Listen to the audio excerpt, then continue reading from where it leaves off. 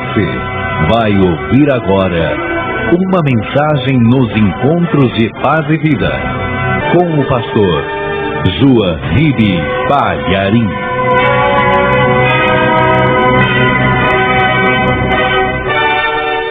Você trouxe a palavra de Deus, o Evangelho? Então, por favor, abra no Evangelho de Lucas, capítulo 24, versículo 13. Assim que você achar, olha ao teu lado e veja se tem alguém sem a palavra de Deus e aproxime-se da pessoa, mesmo não a conhecendo, mostre para ela onde nós vamos ler. Já acharam? Está escrito o seguinte: e eis que no mesmo dia iam dois deles para uma aldeia que distava de Jerusalém 60 estádios, cujo nome era Emaús, e iam falando entre si de tudo aquilo que havia sucedido. E aconteceu que, indo eles falando entre si e fazendo perguntas um ao outro, o mesmo Jesus se aproximou e ia com eles.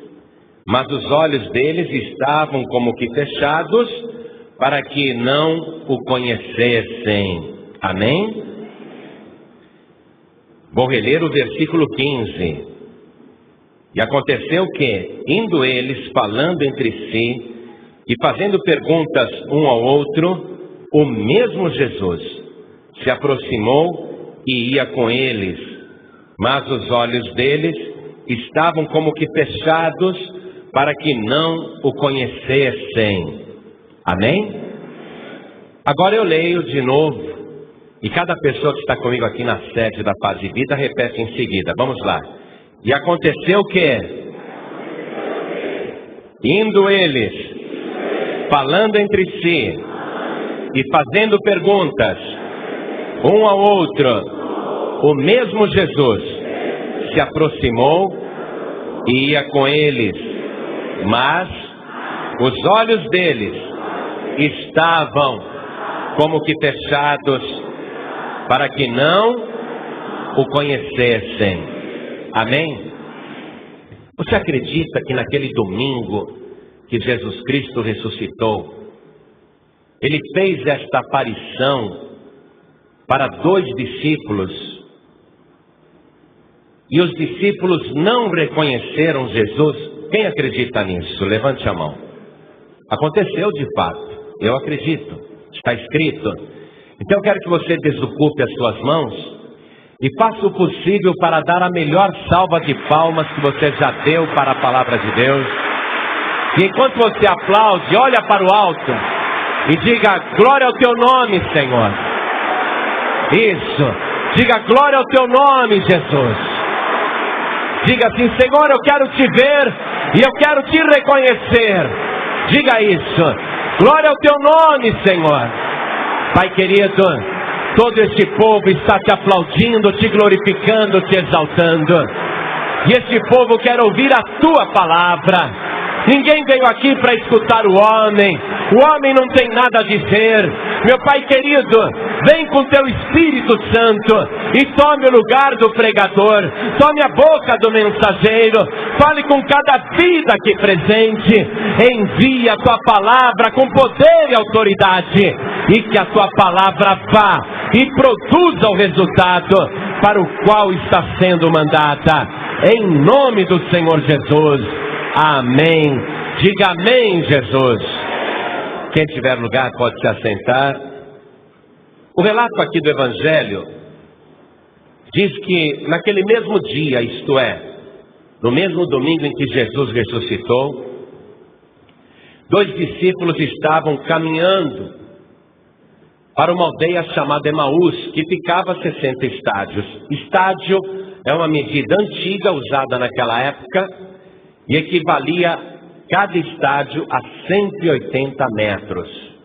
Portanto, 60 estádios daria mais ou menos 11 quilômetros de distância de Jerusalém. E esses dois discípulos estavam andando naquele domingo à tarde. Devia ser mais ou menos entre 2 e 3 horas da tarde, naquele primeiro dia da semana. E eles iam tristes pelo caminho, e se perguntando o tempo todo: por quê? Por quê? Por que deu tudo errado? Por que Jesus foi preso? E por que ele se deixou prender? E por que ele não abriu a boca e ficou quieto? Por que ele não se defendeu? E principalmente por que, sendo declarado inocente, mesmo assim ele foi condenado à morte, morte de cruz? Por que aconteceu tudo isso? E eles estavam se fazendo essas perguntas, intrigados com o mistério, caminhando em direção a Emaús, indo cada vez mais longe de Jerusalém, onde tudo tinha acontecido. Quem eram esses dois discípulos? O versículo 18 diz que um deles se chamava Cleopas. O outro discípulo era Simão Pedro. No versículo 34, você vê que o outro discípulo era Simão. Então nós sabemos que um era Simão Pedro, um dos principais auxiliares e amigos do Senhor Jesus, e o outro era este chamado Cleopas, uma pessoa até bem desconhecida do meio cristão. Ninguém quase fala dele, porque ele foi um personagem citado aqui, em algum outro lugar também, mas sem qualquer grande importância. Mas quem era Cleopas? Vamos descobrir quem era Cleopas. No Evangelho de João, capítulo 19, no versículo 25, nós lemos: e junto à cruz de Jesus, ou seja, na hora que ele estava lá crucificado, e junto à cruz de Jesus estava sua mãe e a irmã de sua mãe, Maria, mulher de Clopas, e Maria Madalena. Então analisa aqui o seguinte: se ao pé da cruz estava Maria, mãe de Jesus, e a irmã de sua mãe, que também se chamava Maria, que era a mulher de Clopas, então o que a gente deduz? Que esse Clopas, casado com a irmã de Maria, na verdade era cunhado da Virgem Maria e consequentemente tio de Jesus Cristo. Não é isso? Clopas era tio carnal de Jesus por parte de mãe. Ele era cunhado da Virgem Maria. Mas olha só que interessante. Pedro, um dos principais auxiliares de Jesus, conviveu com o Senhor durante 3 anos. Comeu e bebeu com ele praticamente todo dia. Dormiu com ele em várias hospedagens ou mesmo ao relento. Atravessou várias vezes o mar da Galileia com Jesus Cristo. Em muitas oportunidades, assimilou todo o ensinamento durante 3 anos seguidos, dia e noite, 24 horas por dia, sem faltar um único dia nessa universidade do céu, aprendendo com o mestre dos mestres. E o outro era tio de Jesus.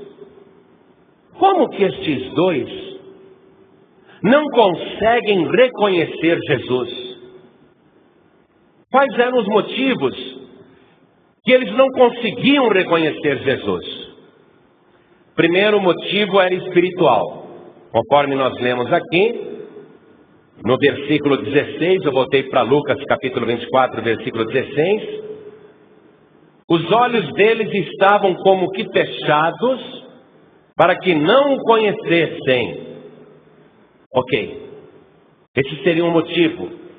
Jesus não quer ser reconhecido. Qual seria o segundo motivo? Tem apenas 3 dias que Jesus Cristo foi torturado e morto na cruz. Apanhou muito no rosto, levou muitas bofetadas e socos. 3 dias depois de tal brutalidade, o rosto de Jesus continua desfigurado.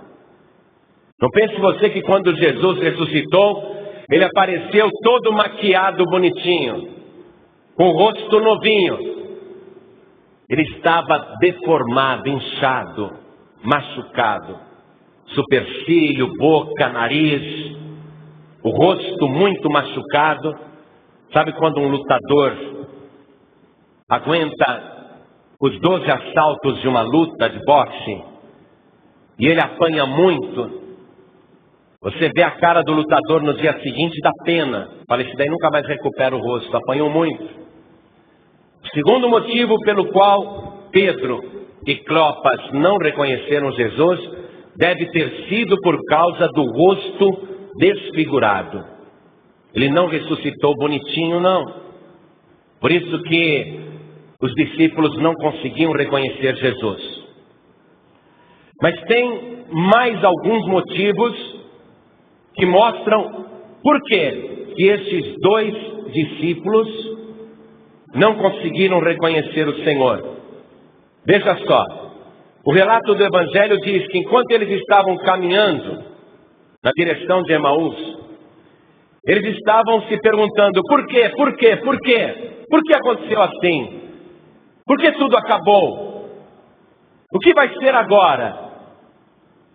Nesse momento, Jesus se aproxima e começa a andar juntamente com eles, mas eles não reconhecem Jesus.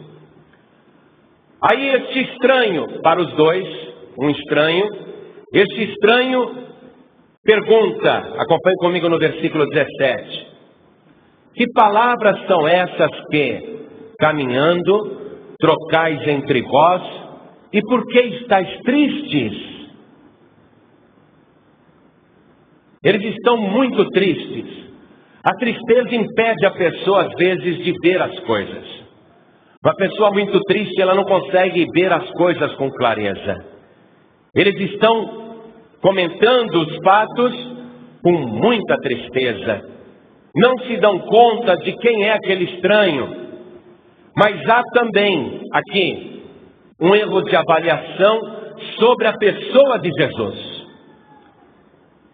Quando Cleopas responde para Jesus, você não sabe o que aconteceu em Jerusalém nesses dias? Por acaso você é peregrino, você é estrangeiro, você é viajante? Você não sabe o que aconteceu em Jerusalém nesses dias? E o próprio Jesus pergunta, quais coisas? O que foi que aconteceu? Como se não soubesse. Se Jesus já sabia o que era, o que tinha acontecido, porque ele foi o centro do acontecimento, por que ele vira para Cleopas e pergunta, quais? Como se não soubesse de nada. Porque Jesus quer que tanto Cleopas como Pedro comecem a refletir melhor em tudo que tinha acontecido, para que naquela reflexão eles mesmos denunciassem qual era o erro de avaliação. E veja, na resposta que o tio de Jesus dá para ele, sem reconhecer que era Jesus ressuscitado, veja que há um erro grave de avaliação sobre a pessoa de Jesus Cristo. Quando Jesus perguntou, quais? Estou lendo o versículo 19, ó. E eles lhe disseram, as que dizem respeito a Jesus, o Nazareno, que foi um profeta poderoso em obras e palavras, diante de Deus e de todo o povo. Grife aqui, nesse versículo, Jesus, o Nazareno. Esse é o primeiro erro de avaliação. Jesus não era nazareno, ele era belenita. Ele nasceu em Belém. Ele cresceu em Nazaré. O que Nazaré era para o país de Israel? A cidade mais desprezível possível. Um lugar de gente sem estudos e de pessoas ignorantes. Eles estão tratando Jesus como o Nazareno. Olha só.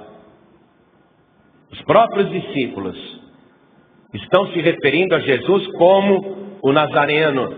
O outro erro sobre a pessoa de Jesus: ele foi um profeta poderoso. Olha só. Pedro está junto nessa avaliação.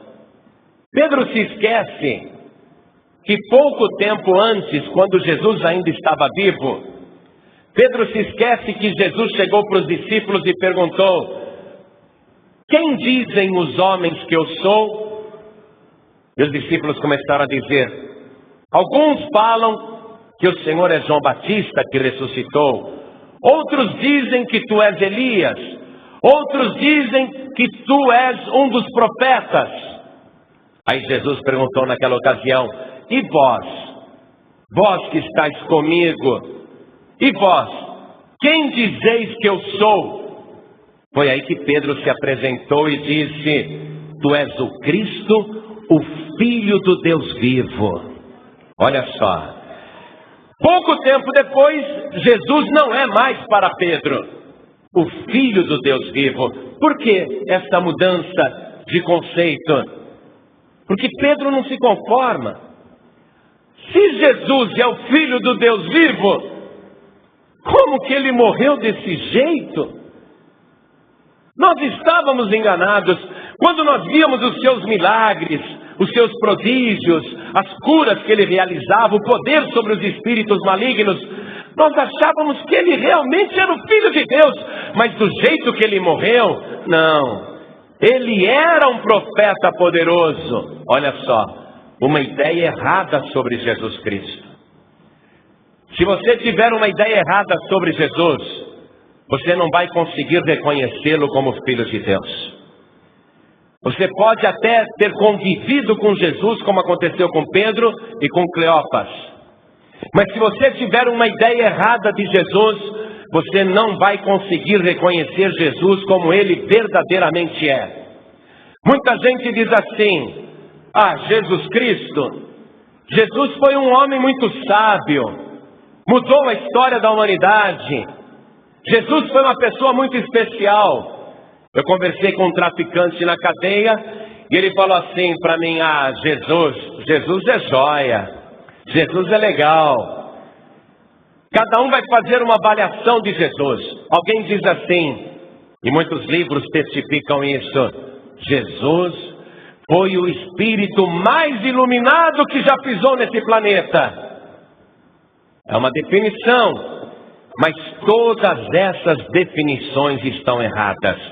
Jesus Cristo não é o Nazareno, Jesus Cristo não é o espírito mais evoluído que já pisou nesse planeta, Jesus Cristo não é o belemita, Jesus Cristo não é um profeta, ou nem o maior dos profetas. Jesus Cristo é o Filho do Deus vivo, o Filho do Deus Todo-Poderoso. Essa é a ideia correta e verdadeira de Jesus. Quem não pensar assim de Jesus, não vai reconhecê-lo. Vamos ver agora um outro erro desses dois discípulos com relação à missão de Jesus Cristo. Porque se você não souber o que o Filho de Deus veio fazer aqui na terra, também não vai ter muito proveito você conhecer Jesus. Você precisa saber qual foi a verdadeira missão do Senhor na terra, e os discípulos estão com uma ideia errada desta missão. Cleopas e Pedro continuam conversando com aquele estranho sem saberem que é Jesus, e olha o que eles dizem. Versículo 21, acompanhe comigo. E nós esperávamos que fosse ele o que remisse Israel. Mas agora, com tudo isso, é já hoje o terceiro dia desde que essas coisas aconteceram. Pega essa palavra remir aqui, ó. E nós esperávamos que fosse ele o que remisse Israel. E coloque do lado qual a interpretação que os discípulos estão dando para esta palavra remir.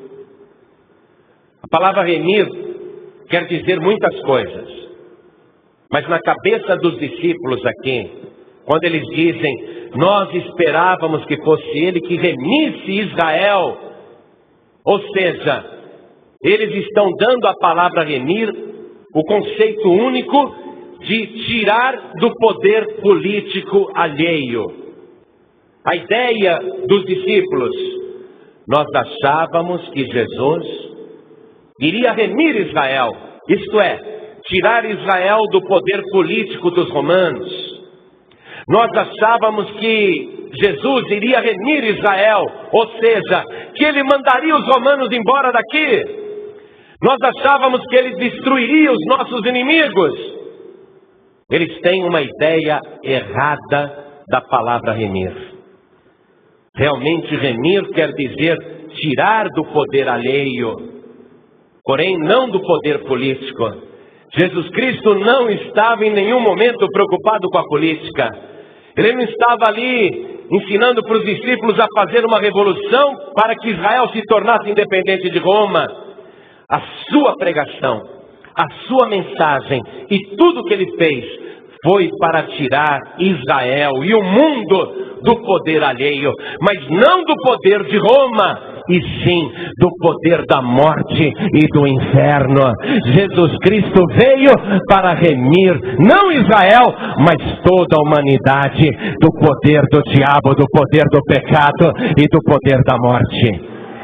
Os discípulos estão com uma ideia errada de Jesus. Ele não libertou Israel. É já o terceiro dia desde que tudo isso aconteceu. Amado, amada, eles queriam Jesus como um militar, como um general, mas ele veio manso como um cordeiro. Eles não estão entendendo, deu tudo errado. Agora eles testificam, acompanhe comigo no versículo 22. É verdade que também algumas mulheres dentre nós nos maravilharam, as quais de madrugada foram ao sepulcro e não achando o seu corpo, voltaram dizendo que também tinham visto uma visão de anjos que dizem que ele vive. E alguns dos que estavam conosco foram ao sepulcro e acharam ser assim como as mulheres haviam dito, porém não o viram. Estão falando isso para Jesus. Dizem que ele ressuscitou, mas nós não o vimos ainda. Porém, Jesus Cristo está com eles e eles não estão vendo Jesus. Qual é o problema que está acontecendo? Primeiro, erro de avaliação da pessoa de Jesus e erro de avaliação da missão de Jesus Cristo. Jesus Cristo veio para remir a humanidade. A palavra remir quer dizer comprar de novo, pagar o preço. Os discípulos estão quase certos, mas por causa desse quase é que eles não conseguem ver Jesus. Se você tiver uma ideia errada de Jesus Cristo, você não vai conseguir ver o Senhor. Agora mesmo dentro desta igreja, você olha, vê aqui as paredes, vê aqui este altar, vê essa multidão aqui dentro, e vê o pregador falando, está ouvindo. Aí você pensa, estou escutando uma mensagem sobre Jesus. Mas se você começar a crer nesta mensagem, se você começar a crer quem realmente é Jesus, e o que ele veio fazer aqui nesta terra, então você não vai ver estas paredes, você não vai ver apenas o pregador, mas você vai ver o nosso Senhor e Salvador Jesus Cristo, andando no meio da sua igreja, andando no meio do seu povo. Se você crer em Jesus, você vai ver Jesus. Se você não crer, você só vai ver o pregador aqui na frente. Os dois discípulos olham para Jesus e veem um estranho. Como é que pode isso? Pedro não reconhece Jesus? O tio de Jesus não o reconhece? Como é que pode? Jesus vai dar a causa mais profunda. Acompanhe comigo no versículo 25. E Jesus lhes disse: ó nécios e tardos de coração, para crer tudo o que os profetas disseram. O que falta para os discípulos? Rapidez para crer. Quando Jesus os chamou de nécios, esta palavra vem do latim netius, que quer dizer pessoa que nada sabe, pessoa sem conhecimento, pessoa ignorante. Palavra forte essa. Uma pessoa inepta. Jesus está dizendo: vocês nada sabem. Tardos de coração, quer dizer vagarosos. A pessoa ouve o que o profeta está dizendo, mas ela é vagarosa para registrar, não apenas na mente, mas principalmente no coração. Nécios e tardos de coração, para crer tudo o que os profetas disseram. Há um outro detalhe: sobre Jesus você tem que crer tudo o que foi dito. Você não pode dizer: eu acredito que Jesus existiu, mas não acredito que ele era o Filho de Deus. Então você não vai ver Jesus. Eu acredito que Jesus Cristo existiu, acredito que Jesus era o Filho de Deus, mas eu não acredito que ele ressuscitou. Então você não está crendo em tudo. Eu acredito que Jesus Cristo é o Filho de Deus, acredito que ele morreu na cruz do Calvário, acredito que ele foi sepultado, acredito que 3 dias depois ele ressuscitou, mas eu não acredito que ele subiu aos céus. Bom, eu acredito que Jesus Cristo morreu na cruz por mim, acredito que ele é o Filho de Deus, acredito que ele ressuscitou no 3º dia, acredito que ele subiu aos céus, mas não acredito que ele vai voltar. Se você crer apenas em parte, você não vai ver Jesus, nem agora, nem nunca, porque aqui está o segredo: nécios e tardos de coração, para crer tudo o que os profetas disseram. Tem que crer em tudo. Não pode acreditar só numa parte. Tem que crer em tudo. Eu acho que ele era o Nazareno. Então não vai adiantar. Essa mensagem não vai servir para você. Não está servindo para os discípulos.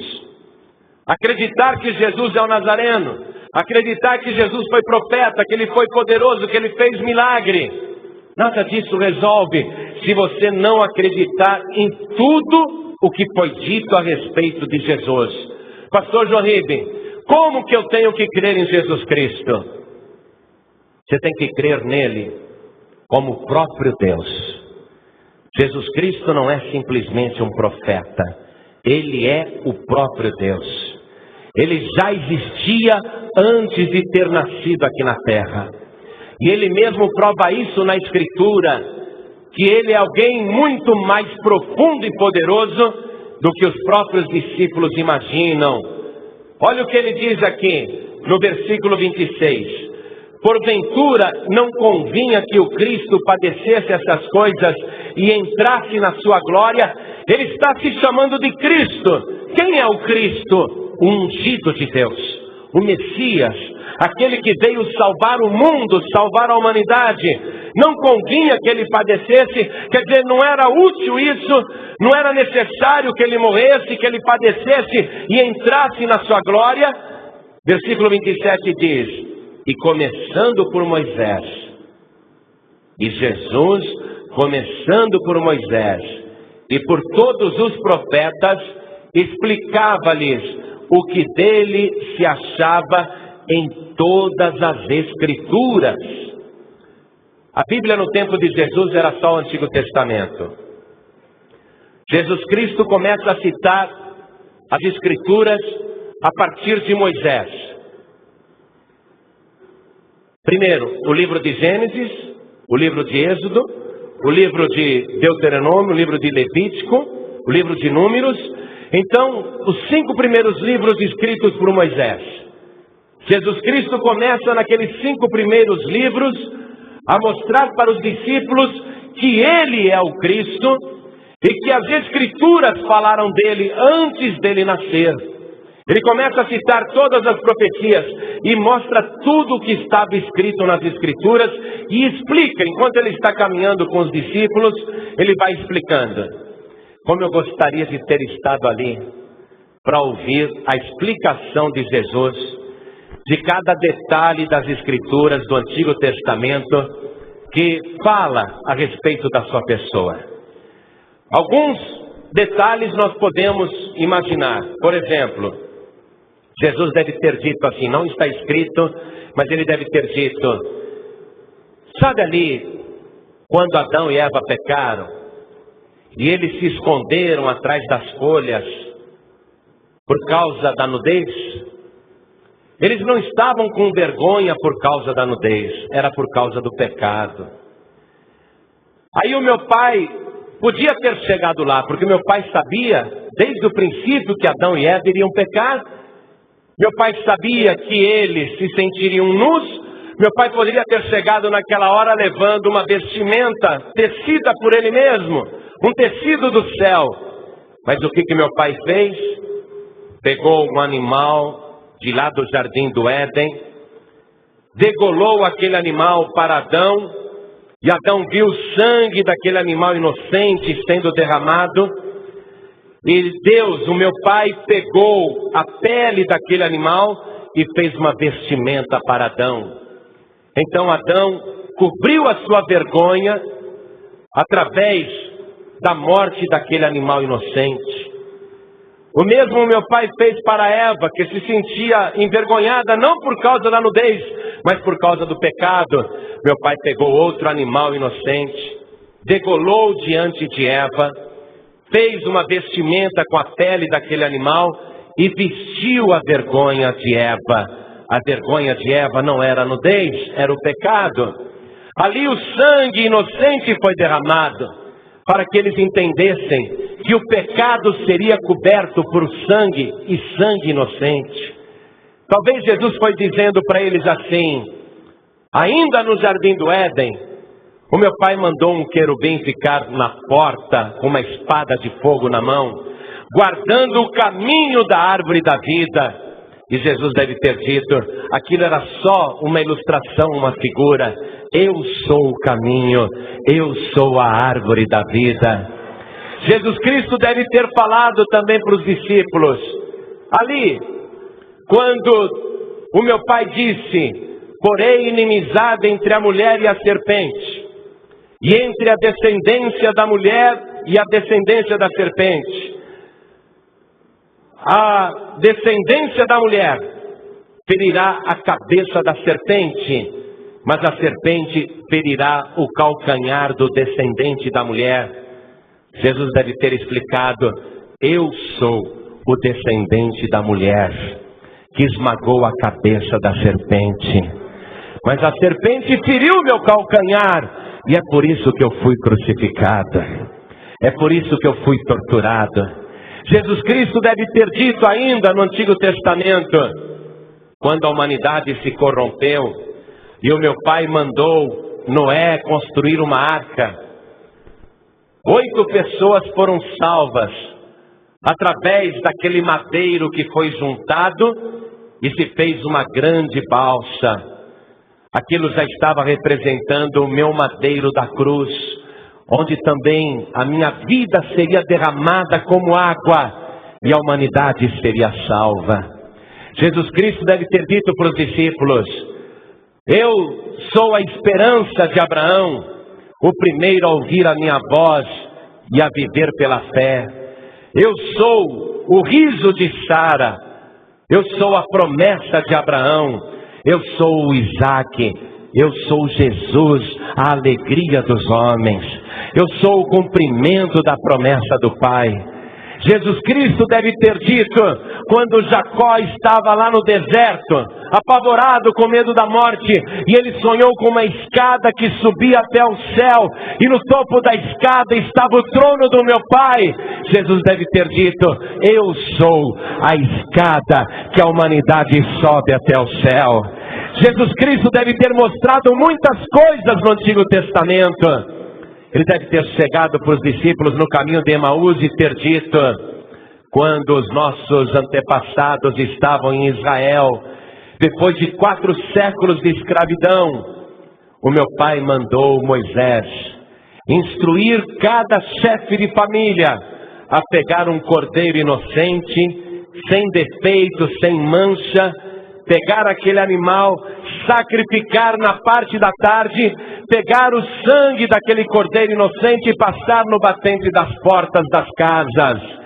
E quando o anjo da morte entrou no Egito, ele não pôde tocar nas pessoas que estavam dentro daquelas casas, protegidas com o sangue do cordeiro. Jesus deve ter dito: eu sou o cordeiro da Páscoa. Eu sou aquele que verteu o sangue no madeiro. E toda pessoa que tiver a cobertura do meu sangue, o anjo da morte não tocará na sua vida. Eu sou o cordeiro que traz a vida eterna para toda a humanidade. Jesus deve ter falado muitas coisas assim. Jesus foi revelando a palavra para os discípulos, e os discípulos foram se alegrando. Aí eles disseram para aquele estranho: bom, nós chegamos, a nossa casa é aquela. Os discípulos disseram para Jesus: chegamos em Emaús, aquela é a nossa casa. Está escrito aqui na palavra de Deus que Jesus fez de conta que ia continuar mais adiante. Acompanhe comigo no versículo 28. E chegaram à aldeia para onde iam, e ele fez como quem ia para mais longe. Ele fez como quem fosse continuar o caminho. Por que Jesus está fazendo isso? Ele quer que os discípulos se aprofundem no relacionamento com ele, que o conheçam de uma maneira nova, como eles nunca tinham visto antes. Que eles olhassem para Jesus de um jeito que eles nunca olharam antes. Por isso que Jesus faz de conta que vai continuar o caminho. Para quê? Para que os discípulos insistam que aquele estranho continue com eles. Olha só, versículo 29. E os discípulos o constrangeram dizendo: fica conosco, porque já é tarde e já declinou o dia. Fica conosco. Era isso que Jesus queria ouvir. Um convite. Um convite do coração. Um convite insistente. Senhor, não continua o caminho não. Fica conosco. Mas eles não estão reconhecendo que é Jesus. Eles só estão gostando da companhia. Eles só estão felizes com aquele estranho que fala coisas tão belas da palavra de Deus. Eles querem continuar mais com aquele estranho. Por favor, olha, o dia já está declinando, daqui a pouco é noite. Fica conosco, entra na nossa casa. E está escrito que Jesus Cristo entrou para ficar com eles. Olha aqui, ó, final do versículo 29. E entrou para ficar com eles. Vou dizer uma coisa para todos vocês aqui. Nós estamos juntos no caminho para Emaús. Nós estamos caminhando agora. Eu, um discípulo, você, o outro discípulo. Nós dois. Só eu e você. Você está ouvindo e eu estou conversando com você. Você está conversando comigo. Nós estamos trocando essa ideia. Nós estamos caminhando para Emaús. E o nosso assunto é Jesus Cristo, Filho de Deus. E Jesus Cristo disse assim: onde estiverem 2 ou 3 reunidos em meu nome, aí estou eu presente no meio deles. Você está caminhando comigo para Emaús. Nós estamos falando de Jesus e a terceira pessoa já se apresentou no nosso meio. Jesus Cristo está conosco. Jesus Cristo está comigo. Jesus Cristo está com você. E nós não queremos que Ele se afaste de nós. Está muito gostoso. Jesus está fazendo de conta que vai continuar.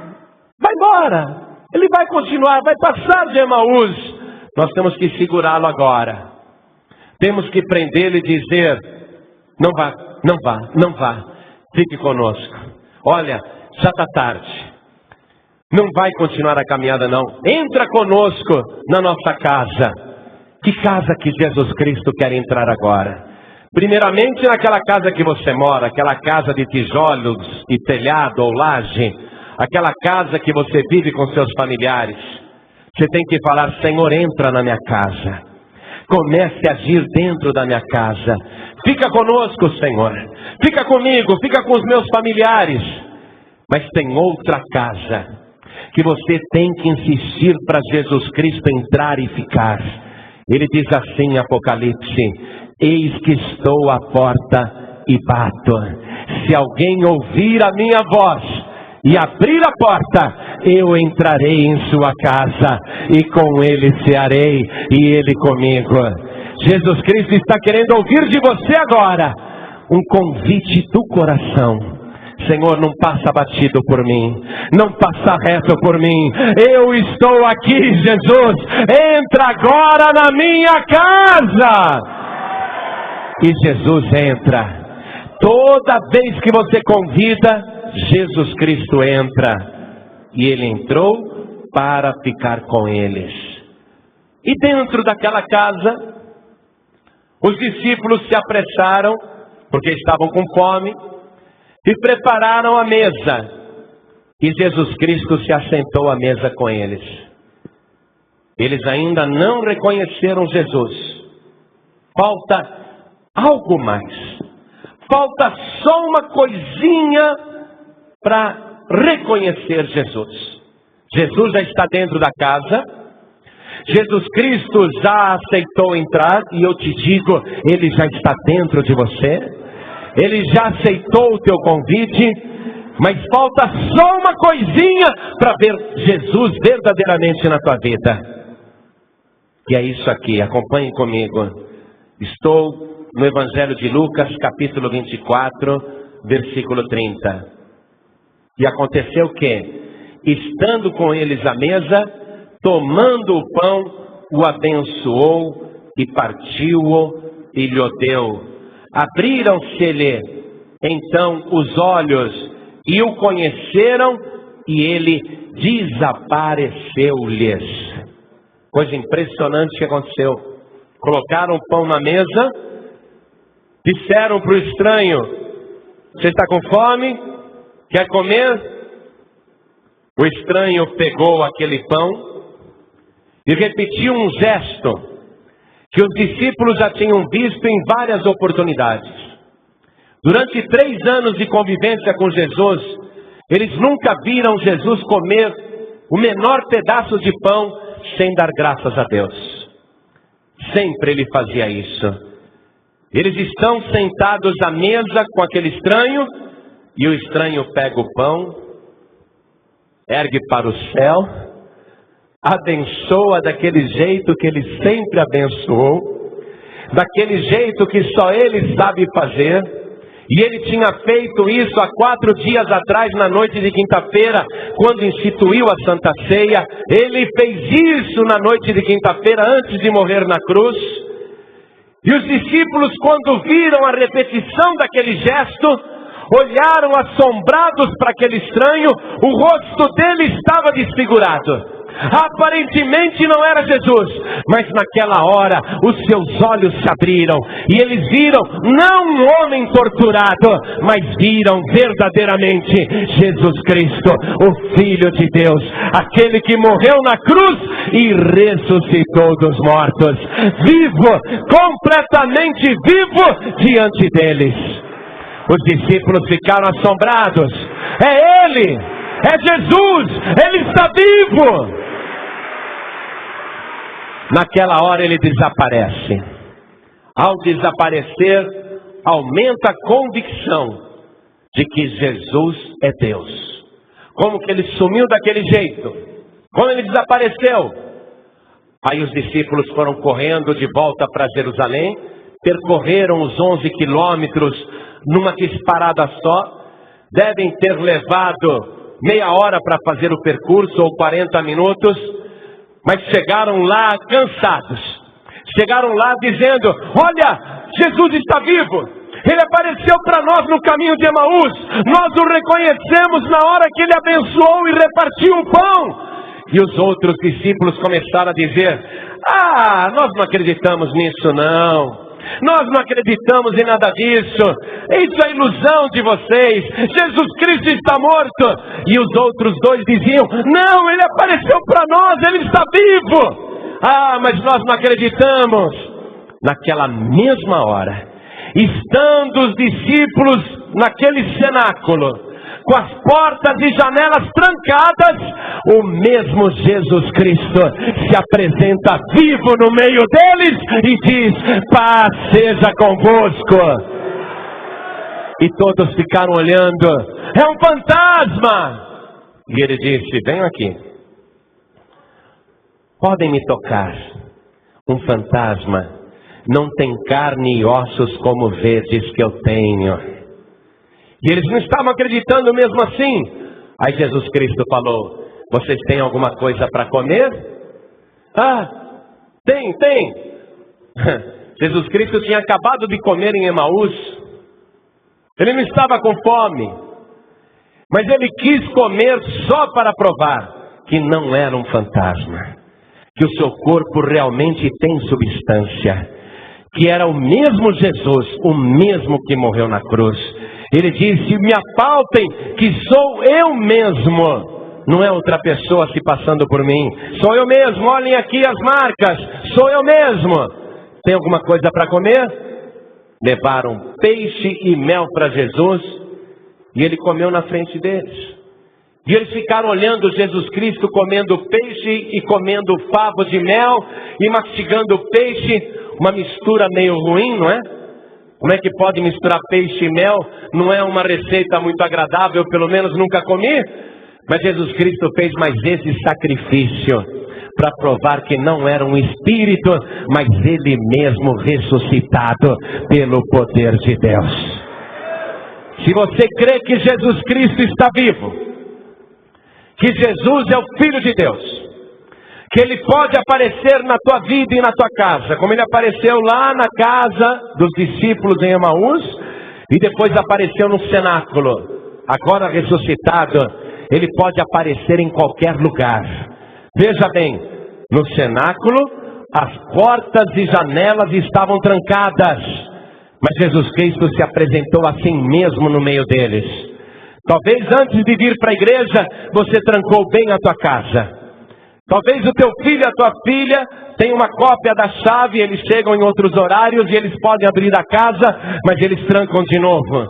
Talvez a senhora veio sozinha na igreja hoje e o teu marido ficou em casa, com a casa trancada, a porta trancada. Mas eu te digo, agora mesmo, Jesus Cristo está agindo na tua casa. Ele tem esse poder, desde que ele ressuscitou, ele pode entrar em qualquer lugar. Ele pode entrar em qualquer ambiente. E digo mais, ele está conosco aqui nesta igreja, está dentro do teu coração agora, e está agindo na tua casa, nesse exato momento. Quando você voltar para casa hoje, você vai olhar que tudo estará diferente. Meu marido era tão nervoso, como ele está calminho. Meu filho estava tão doente quando eu saí de casa. Olha o meu filho curado. A minha mulher estava enferma quando eu saí de casa. Olha só, a minha mulher toda disposta. O meu filho estava drogado. Eu o deixei trancado dentro de casa. Ele estava tendo alucinação. Mas quando você voltar para casa, o teu filho estará liberto. Porque Jesus Cristo já está agindo na tua casa. Jesus está vivo.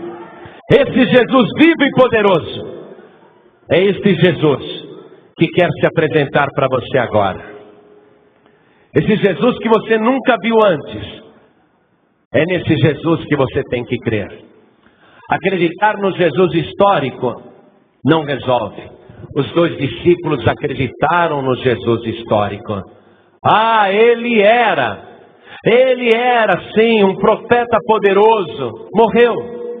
Acreditar nas qualidades de Jesus, como nas qualidades de uma pessoa já morta, isso não vai melhorar em nada a tua vida.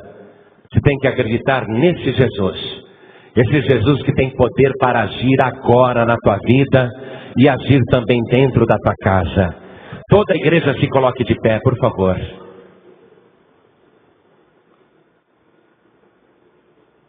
Jesus falou assim: eis que estou convosco todos os dias, até a consumação dos séculos. Ele não vai falhar um dia só. Nunca acontecerá de você dizer: hoje Jesus Cristo não veio, estou sozinho. Hoje Jesus se esqueceu de mim. Clamei pelo seu nome, invoquei a sua presença, mas hoje Jesus não veio. Isso jamais acontecerá. Se você entregar tua vida para Jesus agora, se você ouvir a voz do Senhor e abrir a porta do seu coração, se você falar assim: entra Jesus, entra na minha vida, Ele vai entrar na mesma hora. E não haverá um só dia, uma só noite, em que você dirá: Ele me abandonou e eu estou sozinho. Mesmo quando você pecar, mesmo quando você errar, mesmo quando você fizer uma coisa horrível e sentir muita vergonha, nem assim Jesus Cristo te abandonará. Se você entregar a tua vida para o Senhor Jesus, se você crer nele como Deus, crer que Ele está vivo, se você crer nele conforme diz a Escritura, se você crer nesta palavra, a partir de hoje você vai começar um novo relacionamento com Jesus Cristo. Um relacionamento que você nunca teve. E Ele vai te ensinar, Ele vai te mostrar as coisas. Todo dia Ele vai dar um ensinamento novo para você. Todo dia Ele vai ministrar na tua vida. Todo dia Ele vai tomar conta de você. Ainda que, porventura, no meio do caminho de Emaús, você largue Jesus, se esqueça de Jesus, nem assim Ele te largará, nem assim Ele te abandonará. Porque de hoje, para o resto dos teus dias, e depois dos dias aqui na terra, por toda a eternidade, você vai ter a companhia poderosa do Senhor Jesus. Tudo que você tem que fazer é entregar tua vida para Ele. Pastor João Ribe, como que eu entrego minha vida para Jesus? É fácil. É só você falar: eu entrego minha vida para Jesus. Ele me remiu. Você tem que falar isso. Quer dizer, Ele me comprou de novo. Ele me tirou do poder alheio. Ele me adquiriu outra vez. E por que que Ele está te adquirindo de novo? Por quê? Deus é o teu dono duas vezes. Primeiro, porque foi Ele que te criou. Você não é obra do acaso. Uma obra-prima como você não é obra do acaso. Uma pessoa com os teus sentimentos, com o teu raciocínio, com o teu discernimento, com a tua capacidade, não é obra do acaso. Foi Deus que te criou. Mas a maior parte das pessoas não reconhece isso. Tudo bem. Não reconhece que Deus é dono. Tudo bem. Então Jesus Cristo veio e te remiu, te adquiriu de novo. Ele pagou o preço por você.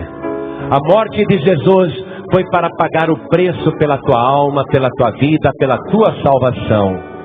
O apóstolo Pedro escreveu assim: sabendo que não foi com coisas corruptíveis como prata e ouro que fostes resgatados da vossa vã maneira de viver, mas com o sangue puro de Jesus Cristo, como de um cordeiro imaculado, o qual se deu em resgate por todos nós.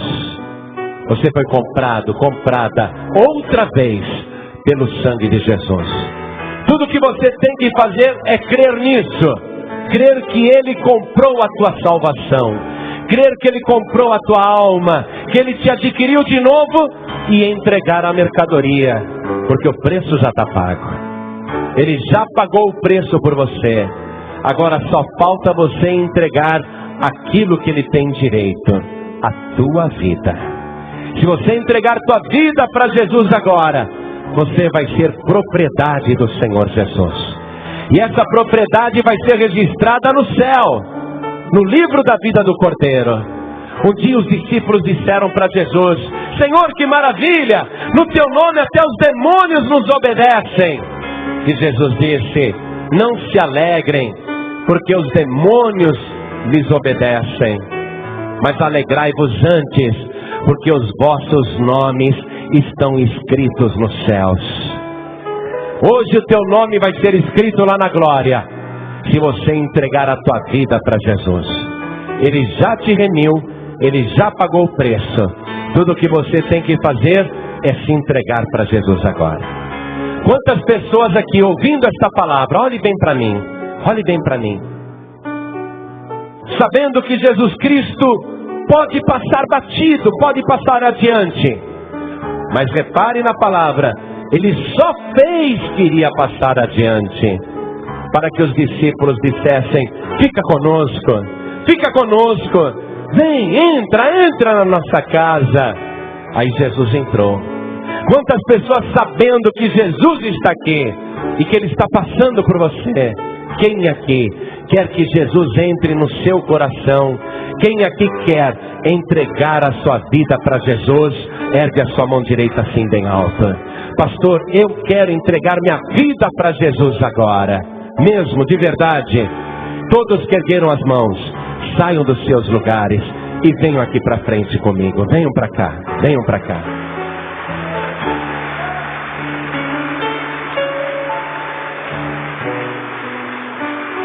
Tudo bem, Geraldo? Muito prazer. Tudo bem, Lindbergh? Vem aqui para frente. Você que levantou a sua mão, vem aqui para frente. Vem para cá. Todos que ergueram as mãos, venham aqui para frente e vamos aplaudir o Senhor Jesus por cada vida que está chegando.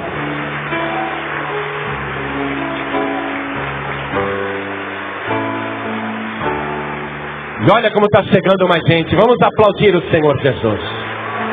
Vamos aplaudir mais. Você que está conosco aqui,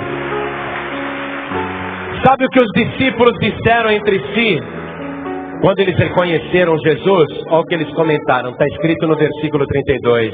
E disseram um para o outro: porventura não ardia em nós o nosso coração quando pelo caminho nos falava e quando nos abria as Escrituras? Enquanto você estava ouvindo esta palavra, o teu coração foi ardendo?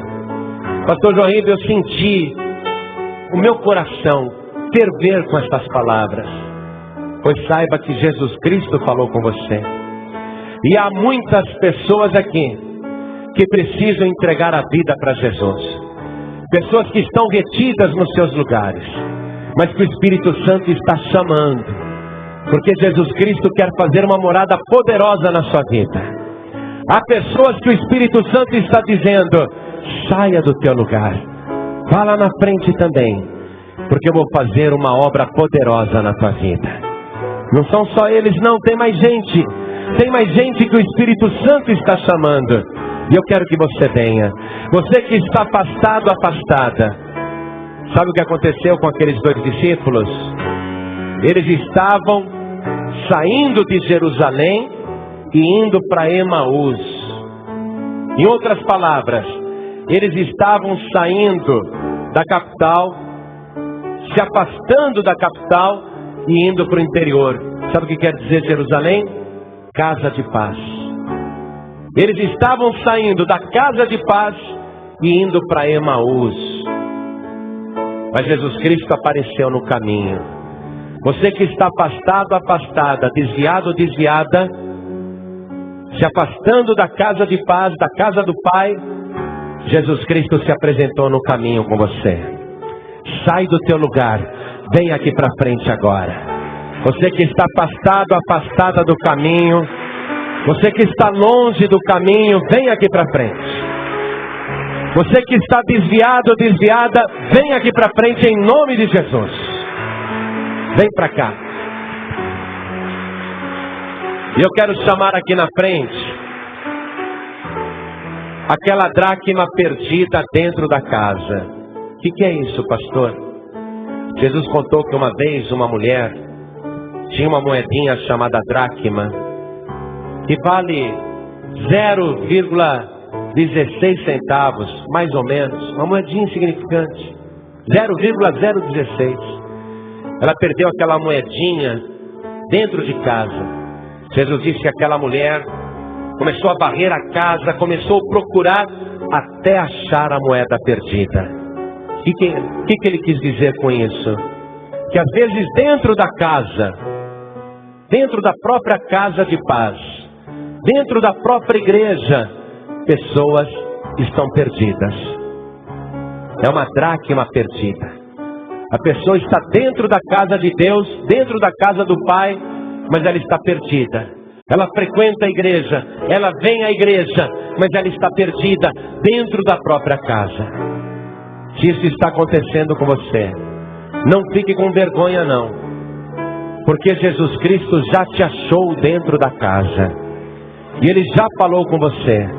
Você que está perdido, perdida dentro da casa do Pai, saia do teu lugar, vem aqui para frente agora que nós vamos orar. Vem aqui para frente, saia do teu lugar, não fique aonde você está não.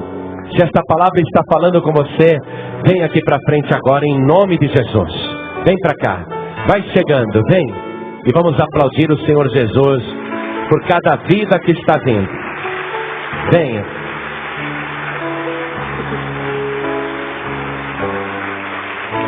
Seja no caminho ou seja dentro de casa, Jesus Cristo te encontrou.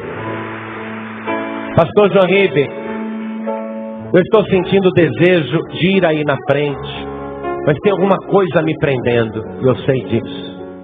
Alguma coisa está retendo a tua vida. O inimigo está te segurando. O diabo está mentindo para você, dizendo: você não precisa ir lá na frente não, aqui mesmo você resolve tudo. E você não vai dar o passo mais importante na direção de Jesus Cristo. Eu sei que o Espírito Santo está te chamando.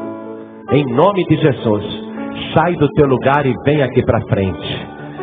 Cada pessoa que está sentindo o Espírito Santo chamar, vem aqui para frente, venha para cá.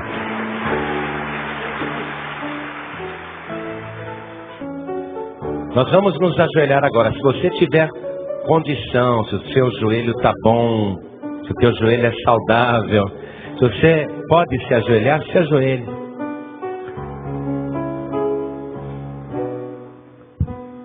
Coloque a mão direita sobre o teu coração. Ore assim comigo. Mas não repita apenas, sinta cada palavra que você vai dizer. Ore comigo. Meu Deus e meu Pai, meu Deus bendito, meu Deus amado, eu ouvi a tua palavra e eu sei, Senhor, que Jesus Cristo ressuscitou. E eu creio que um dia Ele vai voltar para buscar todos aqueles que o receberam como único, suficiente, exclusivo e eterno Salvador.